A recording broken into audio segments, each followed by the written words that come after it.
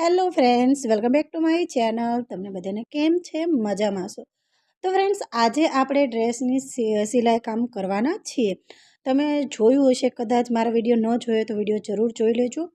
જે કાપડ આપણી પાસે વધનું પડ્યું હોય તે કાપડમાંથી મેં નાની બેબી છે 10 વર્ષની નીચે એનું કટિંગ કર્યું હતું અને એનું કટિંગનો વિડીયો પણ મેં અપલોડ કર્યો છે. પ્લીઝ જોઈ લેજો. ન જોયો હોય તો પ્લીઝ જોઈ લેજો. હવે એની પછી આપણે સિલાઈનો વિડીયો મૂક્યો છે અત્યારે.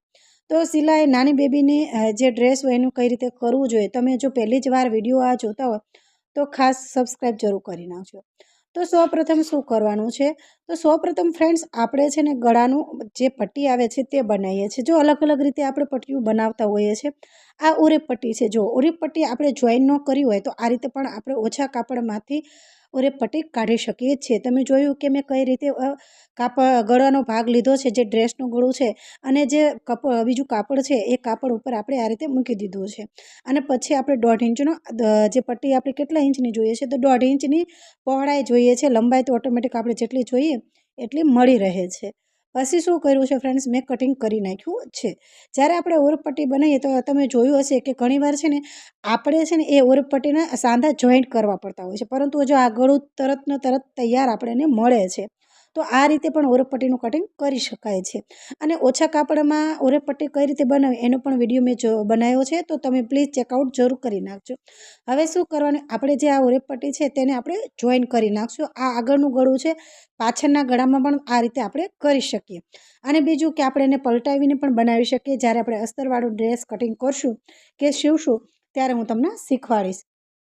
તો હવે આને છે ને આપણે આ રીતે જોઈન કરી નાખ્યું. જો એકદમ સરસ રીતે આ રીતે થઈ જાય છે અને આમાં મહેનત પણ ઓછી થાય છે. હવે આને ડાયરેક્ટ વાળી પણ નાખીએ, પરંતુ એની પહેલાં આપણે આને કટ કરવું જરૂરી છે. કટ એટલા માટે કરશું કે અહીંયા રે ને દાંડલી ન વળે. દાંડલી મીન્સ કે અહીંયા છે ને વળ ન વળે. તમે જોશો કે એ જગ્યાએ રે ને વળ વળી જાય છે અને ગળાનું ફિનિશિંગ બરાબર નથી આવતું એના કારણે. તો હવે આપણે છે ને ધારી સિલાઈ મારી દઈશું. આ ઓપ્શનલ છે, તમે ધારી સિલાઈ મારો તો પણ ચાલશે અને ન મારો તો પણ ચાલશે. જો તમે એક જ સિલાઈ કરી છે તો તમારે ધારી સિલાઈ મારવી જરૂરી છે. જો તમે ડબલ સિલાઈ કરી છે, એને કે બે જ્યારે કાપડ અને ઓરપટ્ટી જોઈન કરીએ ત્યારે ડબલ સિલાઈ કરો તો તમારે તે જગ્યાએ ધારી સિલાઈ મારવાની જરૂર નથી. હવે આપણે એને વાળી દઈશું. તો તમે જોશો કે આગળનું ગળું એકદમ સરસ રીતે થઈ ગયું છે. હવે આપણે શું કરવાનું છે, જે પાછળનો ભાગ છે તેને જોઈન કરી નાખશું. તો પાછળના ભાગનું મેં ગળું જોઈન ગળાની જે પટ્ટી લગાડતા નથી દેખાડ્યું, કેમ કે વિડીયો લાંબો ન થઈ જાય એટલા માટે. હવે શું કાર્ય કરશું આપણે ફ્રેન્ડ્સ, કે આપણે આગળ પાછળનું જે ભાગ છે તેને જોઈન કરી નાખશું. તમે જો મારા રેગ્યુલર વિડીયો જોતા હશો તો તમને ખબર હશે, હું આ પ્રોસેસથી જ તે ફિટિંગ કરતી હોઉં છું. જે ડ્રેસ છે તેની સિલાઈ કરતી હોઉં છું. હવે આપણે આ થઈ ગયું. હવે ફ્રેન્ડ્સ, આ છે બાય છે, તો તમારે બાય જોઈન કરી હોય ને તો પણ જોઈન કરી શકો છો. હું બા છે ને તેને જોઈન નથી કરવાની, આ રીતે હું વાળી નાખવાની છે. જો જે રીતે આપણે કાપડ વાળીએ છીએ, ડબલ ફોલ્ડિંગ કરી અને વાળી નાખવાનું છે. ધારી સિલાઈ મારજો જ્યાં પણ તમે કાપડ વાળો ત્યાં. તો આ રીતે હું ફોલ્ડિંગ કરી નાખું, કેમ કે આપણે સીવલેસ કરવાનું છે. તમારે જો બાય કરી હોય તો પણ કરી શકો છો. હું આમાં પણ બાય કરીને પણ દેખાડીશ, પણ અત્યારે નહીં, પછીના વિડીયોમાં દેખાડીશ કે તમારી પાસે આ રીતનું જ્યારે તૈયાર બાય આવતી હોય તો તમારે કઈ રીતે એને જોઈન કરવી. તો બસ આ રીતે આપણે એને ફોલ્ડિંગ કરી નાખ્યું. હવે આપણે શું કરવાનું, ફિટિંગ કરવાનું છે. તો તમે જે મારા કટિંગનો વિડીયો જોયો તો ફિટિંગ પણ આપણે ક્યાંથી કેટલું ફિટિંગ કરવાનું છે એ પણ આપણે લાઇનિંગ કરી નાખી છે, ડ્રો કરી નાખ્યો છે, એટલે આપણને ખબર પડી જાય. જો આ રીતના કટ કરેલા હોય તો આપણે ગમે ત્યારે કટિંગ કરેલું હશે ને તો પણ આપણને યાદ રહી જશે કે અહીંથી આટલું જ ફિટિંગ કરવાનું છે. જો સાંધાથી સાંધા મારે મેળ થાય છે, જે જગ્યાએ મેં કટ કરેલું છે, કાપા મારેલા છે, એ જગ્યાએ કાપા જે બરાબર મેચ થઈ જાય છે. જો આ રીતનું, જો નીચેનું કાપડમાં તમે દેશો કે મેં ફિટિંગ કરેલું નિશાન કરેલા છે. હવે શું કરવાનું છે કે હવે આપણે કાપા કરવાના છે. નીચેનો જે ભાગ હોય છે ડ્રેસનો નીચેનો ભાગ, અહીંયા કાપા કરવાના છે. તો સૌથી પહેલાં આપણે નીચેથી કરવાનું છે, આ રીતે વાળી દેવાનું છે અને ધારી સિલાઈ મારવાની છે. ધારી સિલાઈ મારવામાં ખાસ ધ્યાન રાખજો. ઘણીવાર ઓછું કાપડ પણ આવે છે, ઘણીવાર ખૂબ જ મોટું કાપડ પણ આવી જાય છે. આ એને તકલીફ થાય છે જે લોકો પ્રથમવાર ડ્રેસ સીવતા હોય છે એ લોકોને.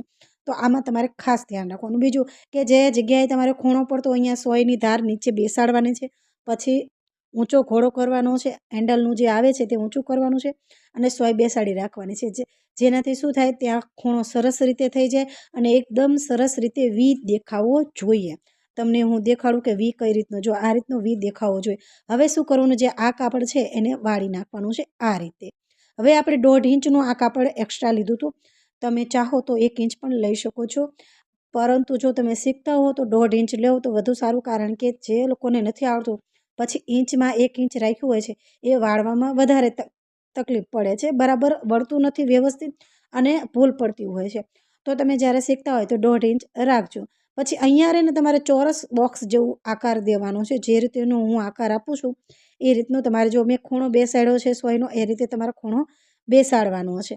પછી શું કરવાનું છે ફ્રેન્ડ્સ, અહીંયા તમારે ખૂણો બેસાડી અને આ રીતનું કાપડ વાળી દેવાનું છે અને પછી ધારી સિલાઈ તમારે મારી દેવાની છે. જે રીતની હું ધારી સિલાઈ મારું છું એ રીતની તમારે મારી દેવાનું છે. હું હવે બંને જગ્યાએ છે ને મેં અલગ અલગ કર્યું છે.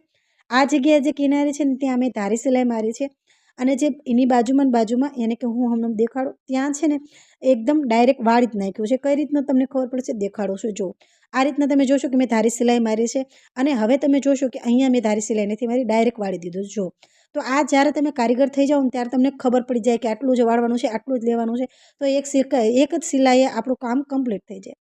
જ્યારે સીવતા હોય ત્યારે આ દરેક જગ્યાએ આપણે ધારી સિલાઈ મારવાની પડે છે, તો જ ફિનિશિંગ આવતું હોય છે. તો આપણે 10 વર્ષની નીચેની બેબીનું ડ્રેસ તૈયાર થઈ